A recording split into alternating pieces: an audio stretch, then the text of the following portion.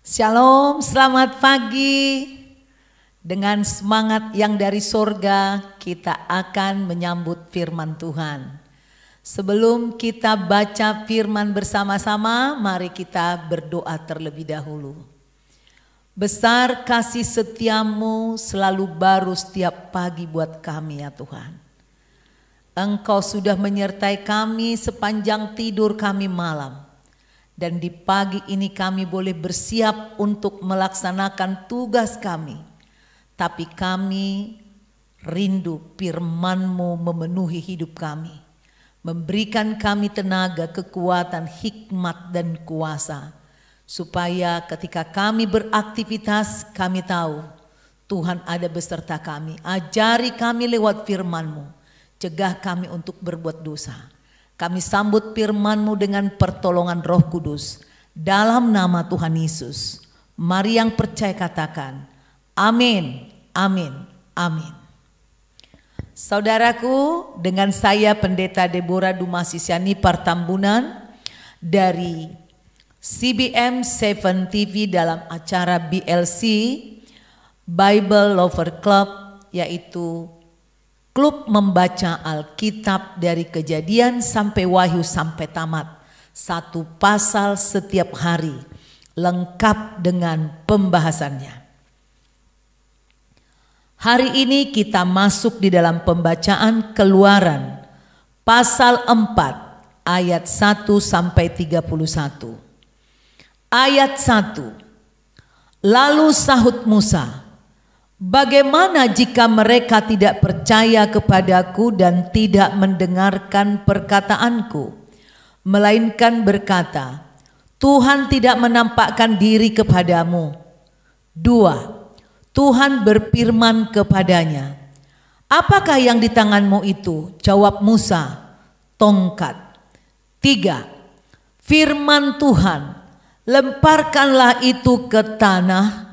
Dan ketika dilemparkannya ke tanah, maka tongkat itu menjadi ular, sehingga Musa lari meninggalkannya. 4. Tetapi firman Tuhan kepada Musa, ulurkanlah tanganmu dan peganglah ekornya. Musa mengulurkan tangannya, ditangkapnya ular itu, lalu menjadi tongkat di tangannya.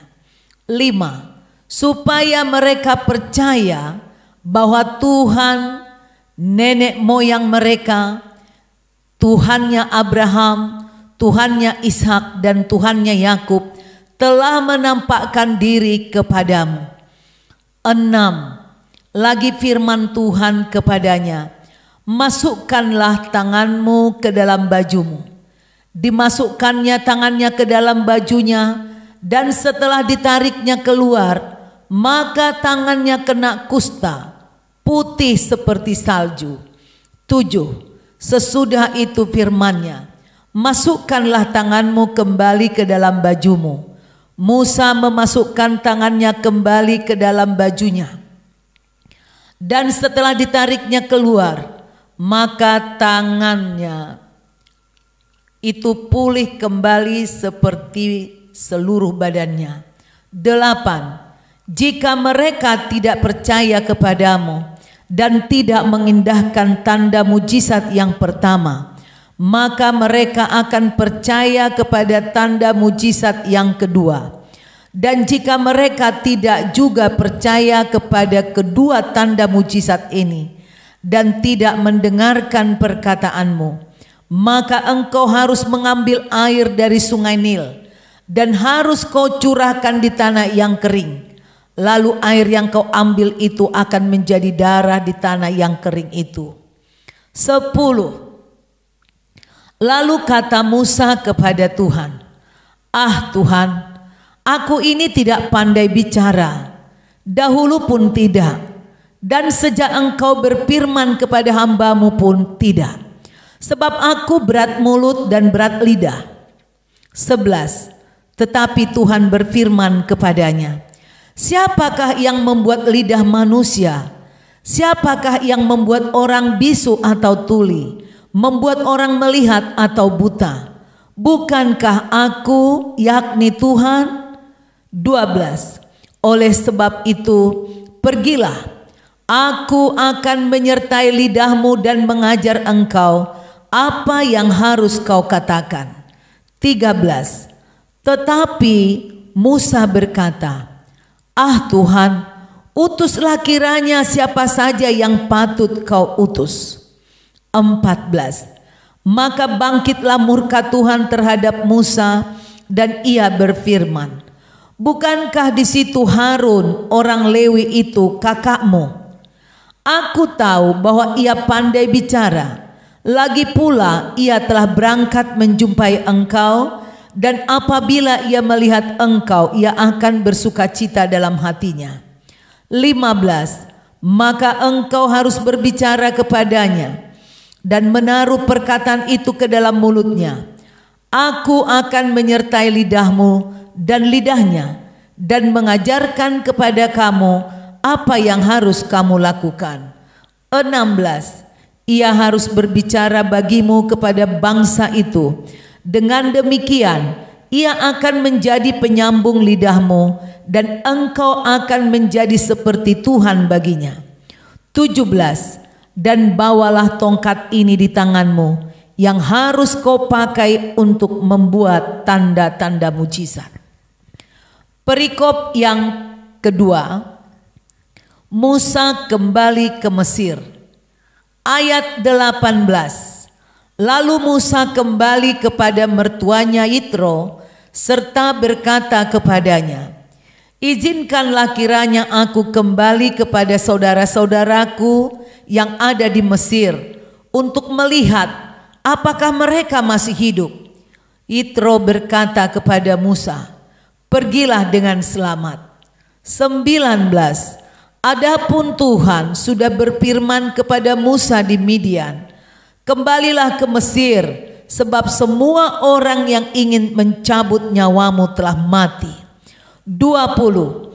Kemudian Musa mengajak istri dan anak-anaknya lelaki, lalu menaikkan mereka ke atas keledai, dan ia kembali ke tanah Mesir, dan tongkat Tuhan itu dipegangnya di tangannya. 21. Firman Tuhan kepada Musa, "Pada waktu engkau hendak kembali ke Mesir, ingatlah supaya segala mujizat yang telah kuserahkan ke dalam tanganmu kau perbuat di depan Firaun. Tetapi aku akan mengeraskan hatinya sehingga ia tidak membiarkan bangsa itu pergi. Maka engkau harus berkata kepada Firaun, 'Beginilah firman Tuhan, Israel ialah anakku, anakku yang sulung.' 23. Sebab itu aku berfirman kepadamu, biarkanlah anakku itu pergi supaya ia beribadah kepadaku. Tetapi jika engkau menolak membiarkannya pergi, maka aku akan membunuh anakmu, anakmu yang sulung." 24. Tetapi di tengah jalan, di suatu tempat bermalam, Tuhan bertemu dengan Musa dan berikhtiar untuk membunuhnya. 25. Lalu Zipora mengambil pisau batu, dipotongnya kulit khatan anaknya, kemudian disentuhnya dengan kulit itu kaki Musa sambil berkata, "Sesungguhnya engkau pengantin darah bagiku." 26. Lalu Tuhan membiarkan Musa pengantin darah, kata Zipora waktu itu, karena mengingat sunat itu. 27. Berfirmanlah Tuhan kepada Harun, "Pergilah ke padang gurun menjumpai Musa." Ia pergi dan bertemu dengan dia di gunung Tuhan, lalu menciumnya. Kemudian Musa memberitahukan kepada Harun segala firman Tuhan yang disuruhkannya kepadanya untuk disampaikan, dan segala tanda mujizat yang diperintahkannya kepadanya untuk dibuat. 29. Lalu pergilah Musa beserta Harun, dan mereka mengumpulkan semua tua-tua Israel. 30. Harun mengucapkan segala firman yang telah diucapkan Tuhan kepada Musa, serta membuat di depan bangsa itu tanda-tanda mujizat itu. 31. Lalu percayalah bangsa itu, dan ketika mereka mendengar bahwa Tuhan telah mengindahkan orang Israel dan telah melihat kesengsaraan mereka, maka berlututlah mereka dan sujud menyembah. Demikianlah pembacaan firman Tuhan dari Keluaran pasal 4 ayat 1 sampai 31. Saudaraku, kita akan membahas apa maknanya bagi kita dari kisah Musa, ya, yang dipanggil oleh Tuhan menyelamatkan bangsa Israel. Di ayat 1 sampai 17 itu ada di Kejadian 3 ayat 1 sampai 17, ya. Ada sambungan dari panggilan Tuhan atas Musa yang ada di Kejadian 3 kemarin. Nah, di ayat 18 kita lihat Musa kembali ke Mesir. Tuhan memanggil Musa, tetapi dia memiliki banyak sekali alasan, dalih untuk menolak panggilan itu.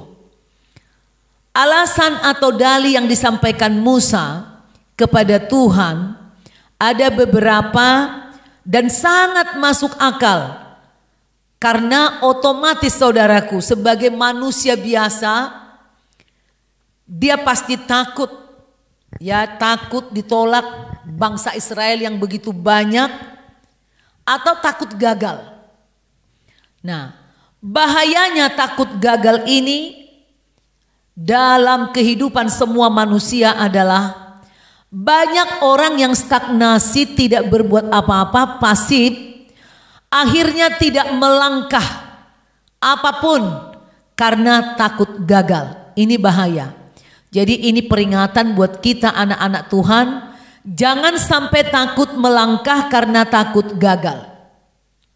Nah, saudaraku, di pasal 4 ayat 2 dikatakan, tetapi Tuhan menjawab. Tuhan berfirman kepada Musa, apakah yang di tanganmu itu? Jawab Musa, tongkat. Firman Tuhan, lemparkanlah itu ke tanah, maka tongkat itu menjadi ular, sehingga Musa lari meninggalkannya. Tetapi firman Tuhan kepada Musa, ulurkanlah tanganmu dan peganglah ekornya.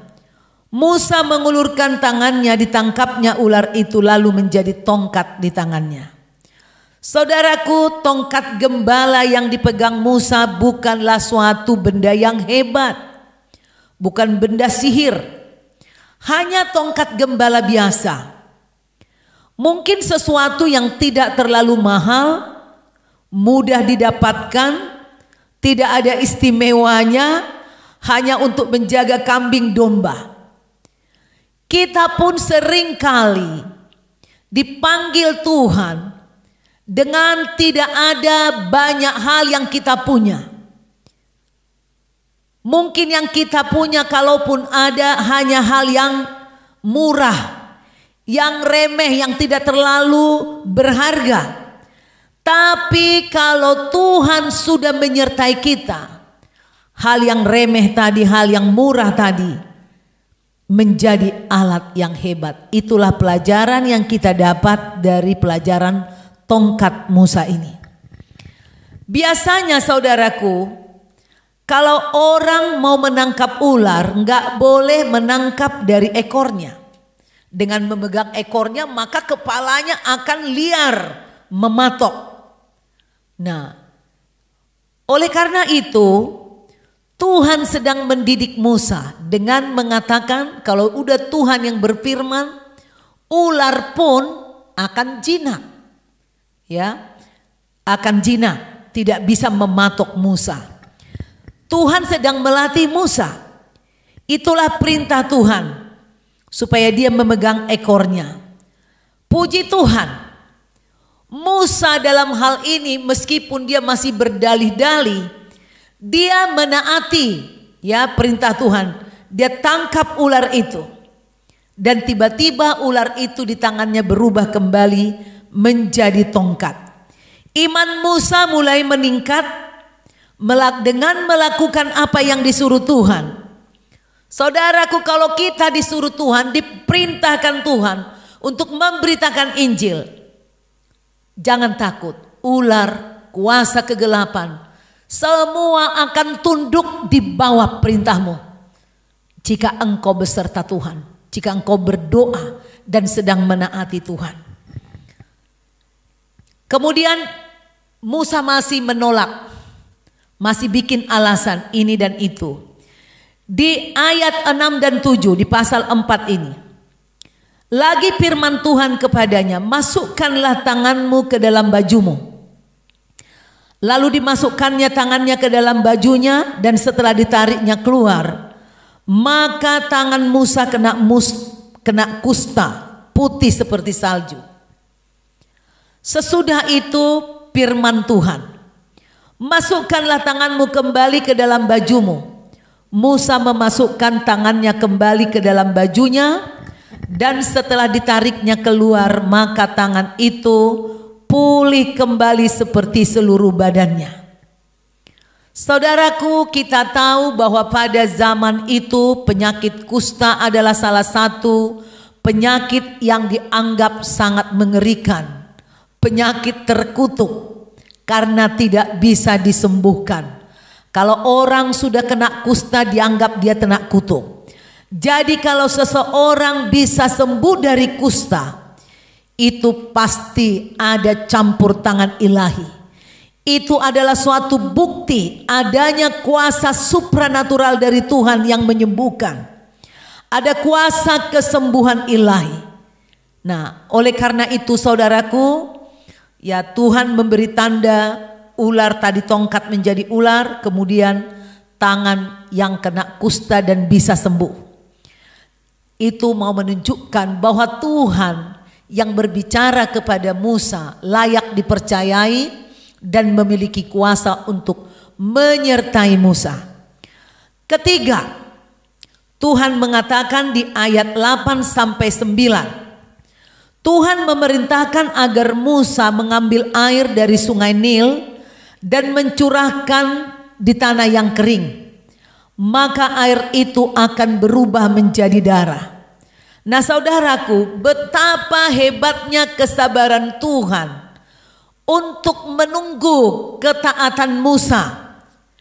Musa mencoba menolak dengan berbagai dalih.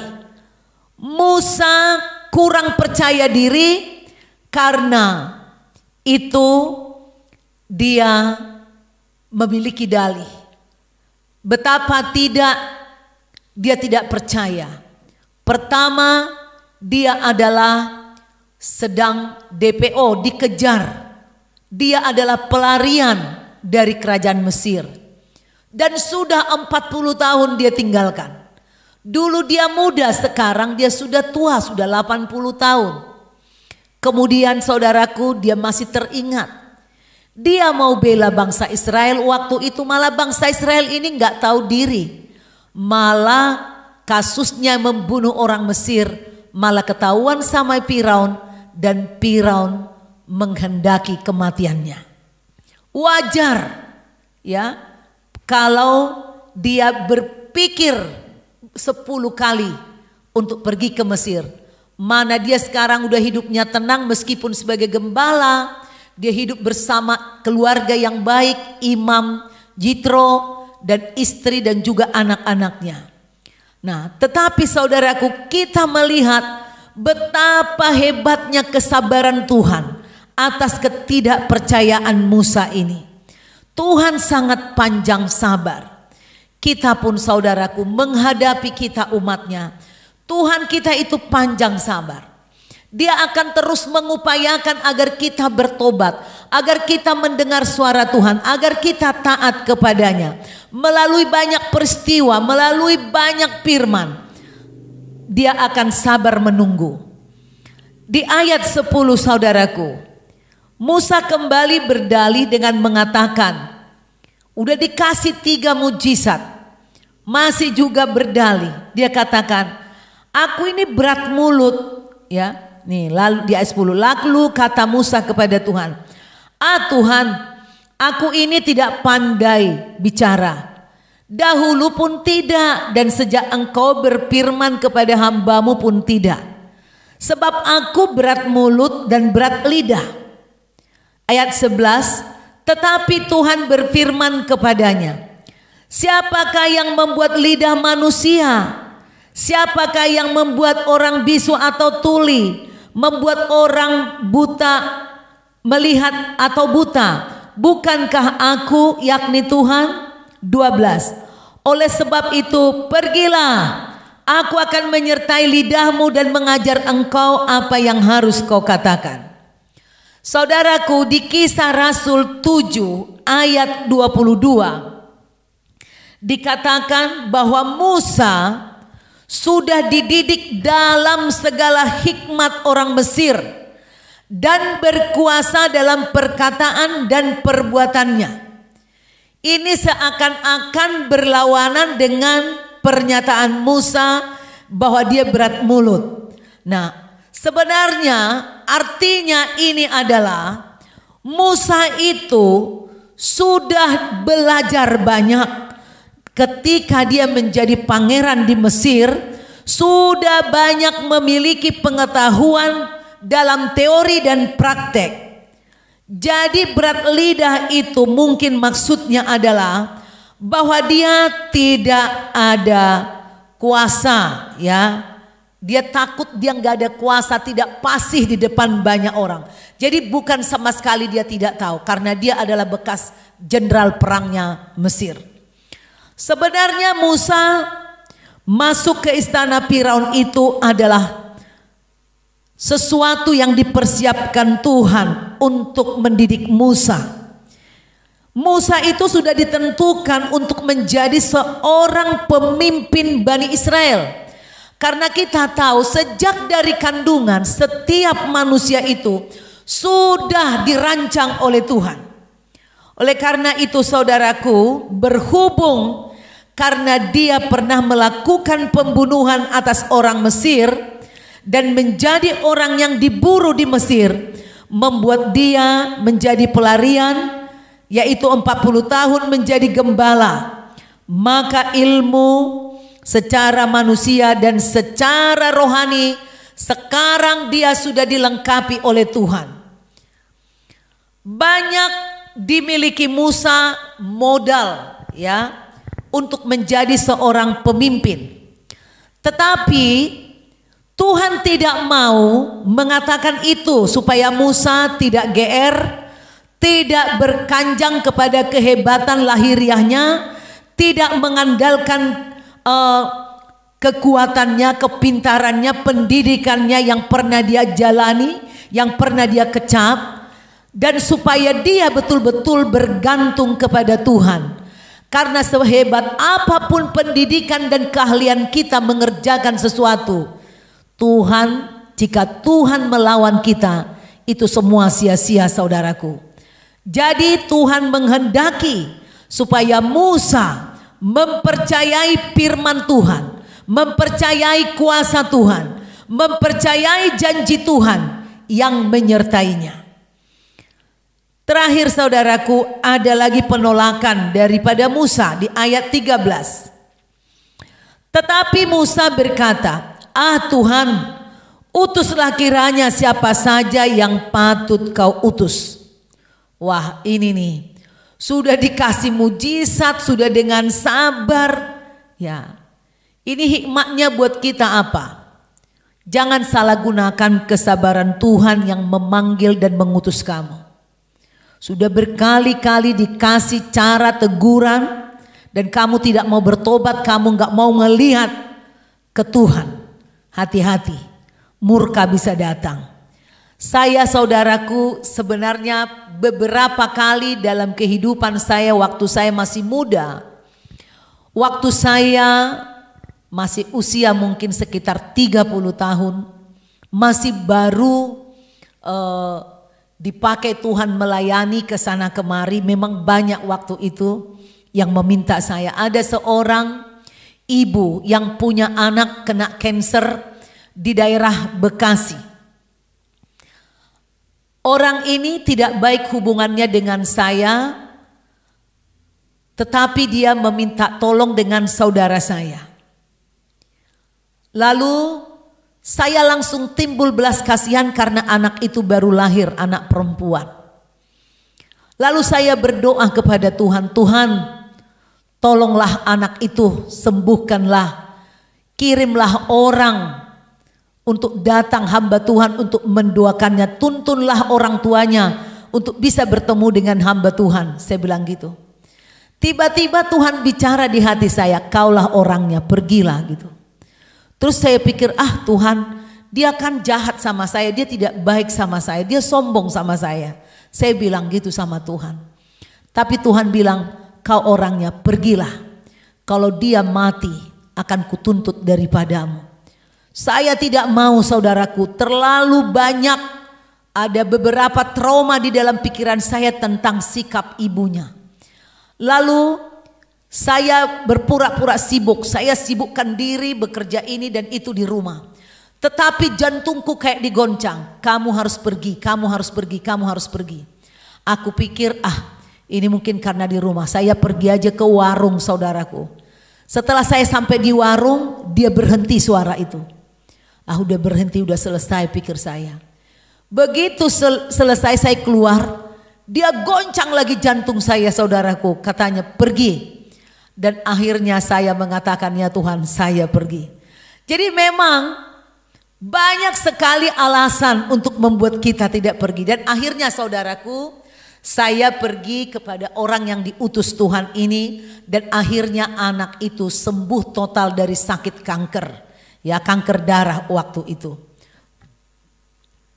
Artinya, saudaraku, peristiwa ini bisa dialami siapa saja. Dan jangan saudara berpikir bahwa kita di zaman sekarang tidak bisa mendengar suara Tuhan. Mari kuduskan hati dan pikiranmu tertuju kepada Tuhan. Kau bisa mendengar, kau akan dimampukan dan paham siapa yang berbicara kepadamu.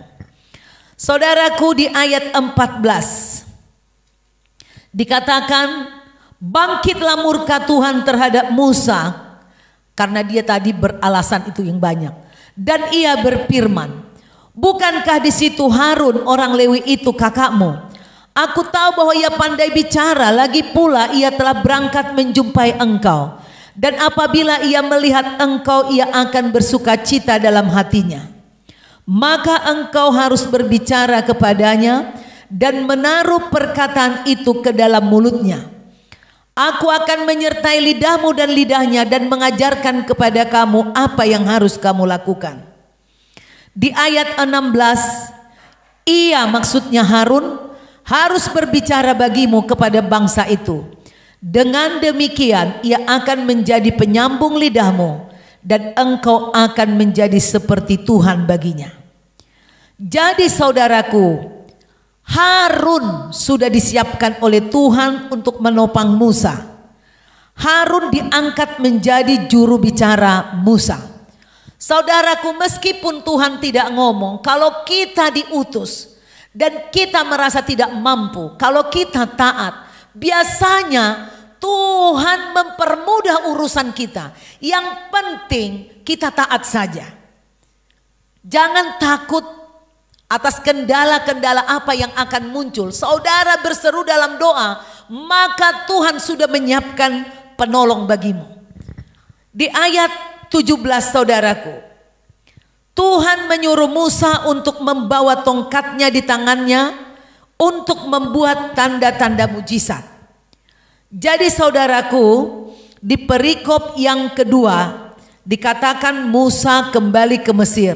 Lalu akhirnya Musa kembali kepada mertuanya Yitro serta berkata kepadanya, izinkanlah kiranya aku kembali kepada saudara-saudaraku yang ada di Mesir untuk melihat apakah mereka masih hidup.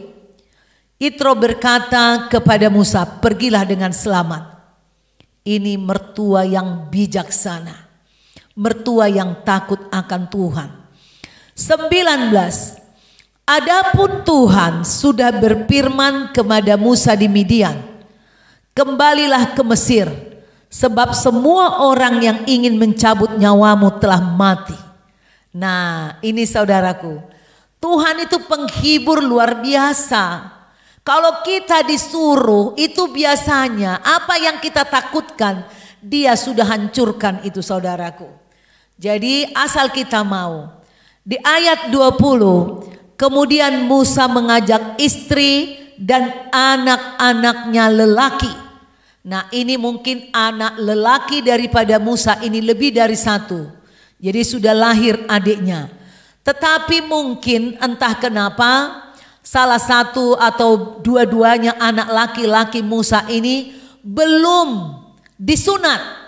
Padahal sunat adalah suatu perjanjian antara Abraham dengan Tuhan dan keturunan Abraham dengan Tuhan. Lalu di ayat 24 dikatakan, tetapi di tengah jalan di suatu tempat bermalam, Tuhan bertemu dengan Musa dan berikhtiar untuk membunuhnya. Lalu Zipora mengambil pisau batu, dipotongnya kulit katan anaknya, kemudian disentuhnya dengan kulit itu kaki Musa sambil berkata, sesungguhnya engkau pengantin darah bagiku. 26. Lalu Tuhan membiarkan Musa pengantin darah, kata Zipora waktu itu, karena mengingat sunat itu. Peristiwa di tempat bermalam ini adalah suatu peristiwa yang menjadi seperti teka-teki. Peristiwa yang misterius buat banyak orang. Karena Tuhan yang mengutus Musa ke Mesir, tetapi kenapa Tuhan tiba-tiba ingin membunuh Musa?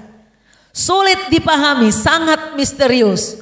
Kemungkinan dua anak laki-laki Musa lah yang sudah lahir, yang dibawa serta itu belum disunat.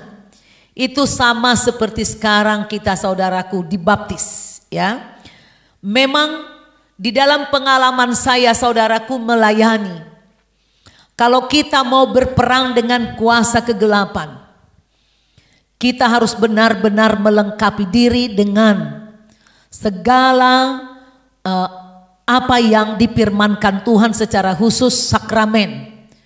Jangan pernah mengusir-usir setan kalau engkau belum dibaptis dengan benar. Minum perjamuan kudus juga harus lakukan dengan benar. Maka ada perlindungan Tuhan. Kita bisa mengalami serangan balik jika kita mengusir setan tanpa dibaptis, tanpa ada nama Roh Kudus, nama Tuhan di dalam hidup kita. Oleh karena itu, saudaraku, ini juga mungkin berlaku saat Musa sedang di dalam perjalanan ini. Tuhan di satu sisi ingin mengingatkan supaya mereka semua disunat terlebih dahulu. Ya, saudaraku, sunat adalah tanda perjanjian di Kejadian 17 ayat 12 antara Abraham dan Tuhan, yang juga dengan keturunan Abraham. Karena Musa dipanggil untuk menjadi seorang pemimpin bagi bangsa Israel, maka dia harus menaati perjanjian sunat tersebut. Tuhan menunjukkan murka untuk menyatakan bahwa sunat itu adalah sesuatu yang sangat penting sebagai tanda percaya, sebagai tanda milik Tuhan. Itu adalah tanda supaya dia terus ingat Tuhan, dia umatnya. Bahwa Musa seorang pemimpin harus taat. Kalau dia sendiri tidak taat sunat, bagaimana dengan umatnya? Jadi seorang pemimpin harus bisa ditiru, ya, digugu menjadi guru, digugu, ya, dan ditiru, ya. Itu, saudaraku, saya kira seperti itulah pemahaman yang bisa saya sampaikan tentang kejadian Keluaran pasal 4 ini. Semoga menjadi berkat buat saudara, membukakan pemikiran saudara tentang firman Tuhan ini. Mari kita berdoa. Terima kasih ya Bapa, bahwa Engkau mengingatkan kami sunat. Kau tidak lupa, maka Engkau menghendaki umat-Mu pun setia. Kami percaya jika kami melakukan segala yang Kau firmankan, Tuhan ada di pihak kami, maka siapa lawan kami? Ada kuasa ilahi dalam setiap ketaatan. Oleh karena itu buat kami taat. Bagi anak-anak Tuhan yang belum menerima sunat, yaitu baptis, baptis selam, baptis dengan benar, Tuhan ingatkan mereka, nyatakan, ajari, bukakan Roh Kudus, singkapkan rahasia-rahasia ilahi ini kepada umat-Mu, supaya tidak ada umat-Mu yang dikalahkan setan, yang dikalahkan roh jahat, yang mengalami maut. Karena kami percaya melalui baptis, Roh Kudus turun di atas kami, Roh-Mu menyertai kami, maka setan-setan diusir, kuasa kegelapan dipatahkan, yang terikat dilepaskan. Kuasa itu Kau berikan kepada kami semua umat Kristen. Maka tidak ada lagi orang Kristen yang diikat roh jahat, dikalahkan roh jahat. Tidak ada anak-anak Tuhan yang disantet. Tidak ada anak-anak Tuhan yang mengalami kematian dan maut oleh karena kuasa kegelapan. Terima kasih Bapa. Hari ini juga Engkau menyertai kami dalam semua aktivitas kami. Kami tolak serangan kuasa kegelapan di dalam pekerjaan kami, di dalam kehidupan kami, dalam rumah tangga kami. Berkat-Mu atas kami, kesabaran-Mu terus Tuhan menjaga melindungi kami. Di dalam nama Tuhan Yesus kami percaya, kuasa darah Tuhan Yesus Kristus membungkus hidup kami, pekerjaan kami, pelayanan kami, rumah tangga kami, dan keturunan kami selama-lamanya. Haleluya. Amin. Saudaraku, selamat pagi, selamat beraktivitas semua. Jangan lupa firman ini bisa saudara tonton berulang-ulang di YouTube. Silakan saudara klik CBM 7 TV atau CBM 7 TV. Saudara like, saudara komen. Di komen akan ada nilainya. Dan juga jangan lupa pakai jari saudara, jangan malas. Engkau boleh memberitakan Injil kepada saudaramu tanpa bertengkar. Kirimkan firman ini. Suka tidak suka, suatu dengan doa, nanti mereka akan tergerak membacanya dan menontonnya. Biar menjadi berkat buat semua. Karena kita saudaraku butuh firman, butuh kekuatan, butuh keselamatan. Dalam nama Tuhan Yesus. Sampai jumpa besok pagi dalam Keluaran pasal 5. God bless you.